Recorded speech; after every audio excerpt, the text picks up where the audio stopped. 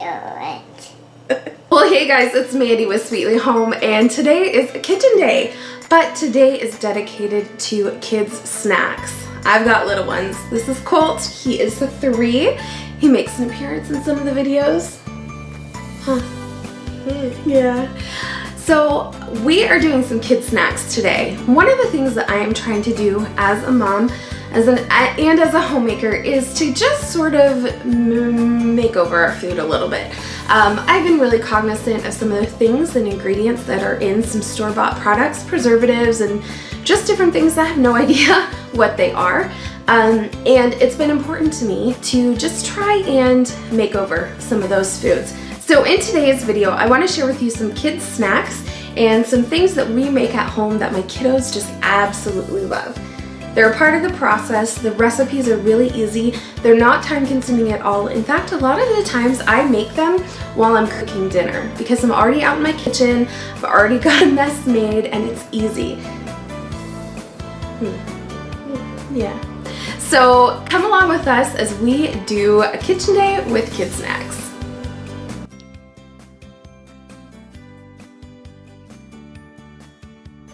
Okay, y'all, let's go ahead and get started with the first recipe. So what we're gonna make is some popsicles. Yes, popsicles. I'm using some Greek yogurt, some raw honey, vanilla, and some frozen fruit. So I'm just adding the frozen fruit to my magic bullet cup, and then I'm adding a bit of Greek yogurt as well. So the idea here is that you just want to make sort of a smoothie base. I'm just blending this all together. You could add your vanilla and your honey at this point as well. I chose to use honey as my sweetener instead of sugar, just to sort of keep things a little healthier for my kiddos. I'm adding some extra Greek yogurt into the bowl, and then I'm adding the fruit flavored mix.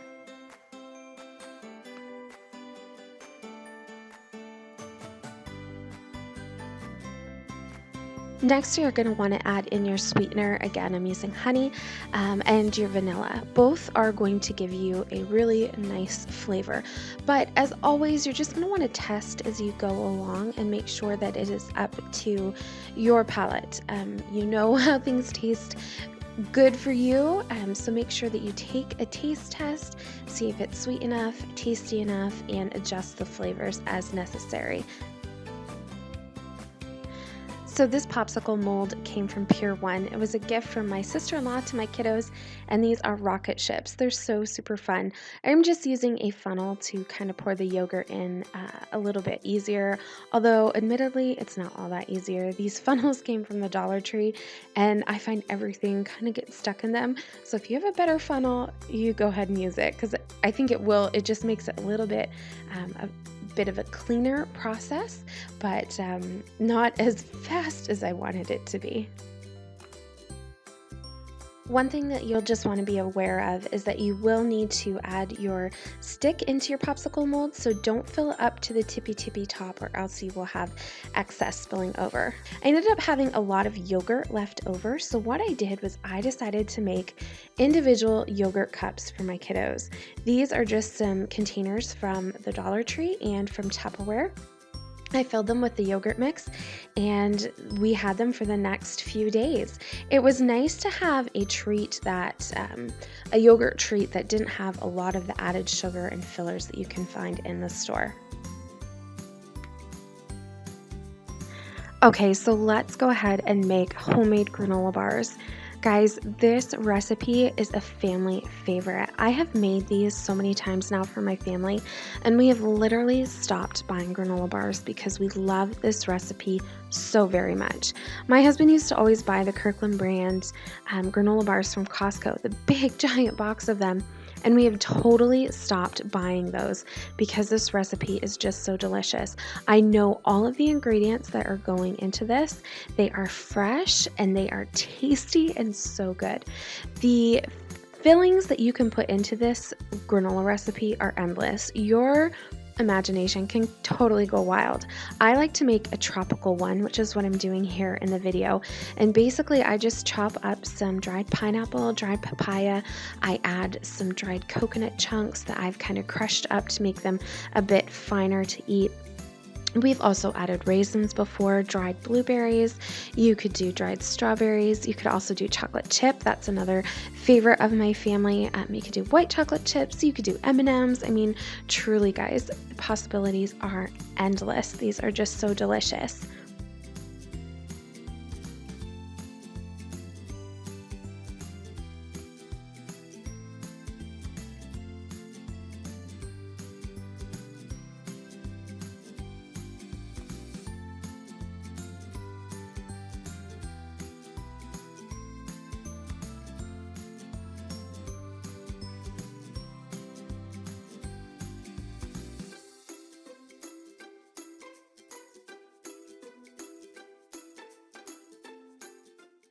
Can you pour this in there? Mm-hmm. Okay, pour it in.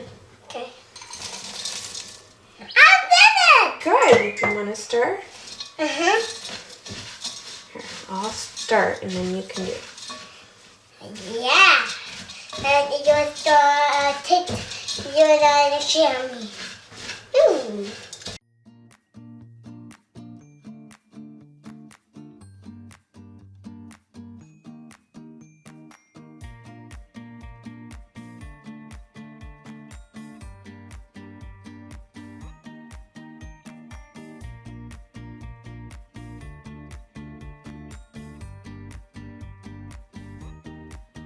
One question that I've got about these granola bars is, are they chewy or are they crunchy? And the answer is you can make them either way you choose.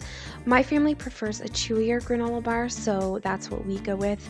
But if you do prefer a crispier granola bar, you can have that option as well. And again, all of that information will be in the description box, and a link to the original recipe with all of that information will be included down there as well. So when it comes to making your granola bars, one thing I really want to encourage you to do is to really pat down the granola really well. I like to go over it and over it and over it.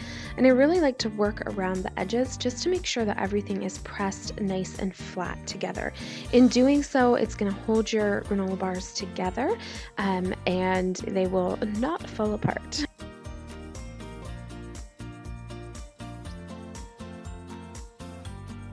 So here's what they look like when they come out of the oven. I just lift the parchment paper right out, and then I take my knife and I cut them down the middle. And then I go ahead and I cut lengthwise.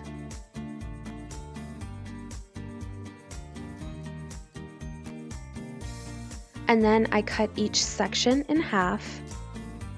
And then I cut each section in half again. That ensures that you get even cuts and you get even granola bars.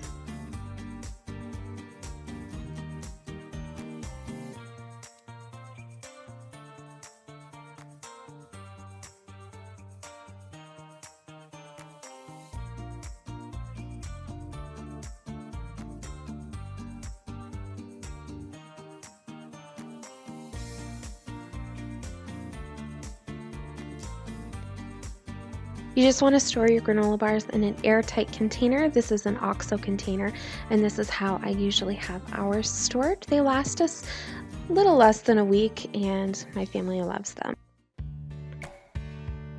So these next bit of clips are not an actual recipe per se, but I did want to share with you my kiddos in the kitchen when it came to making bread. My little ones absolutely love my homemade bread, and it's been such a labor of love to learn how to do this and make this quality, fun, delicious sort of thing for my family. They just truly love it, and I love making it for them. My little guy can be a part of it. He likes to watch, he likes to dump in the flour in the mixing bowl, and they love it when it comes time to punch down the dough. I share with you all of this so that you will not be afraid to let your kiddos in the kitchen with you.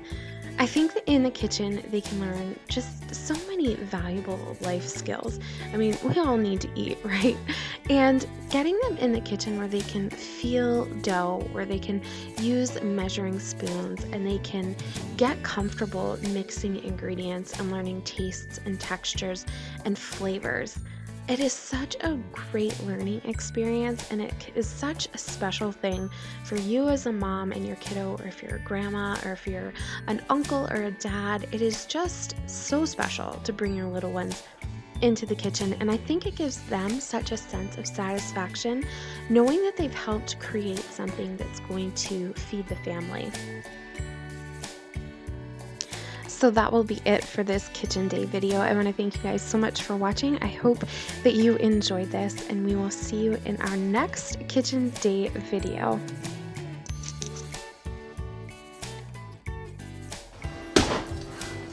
Oh. Wow.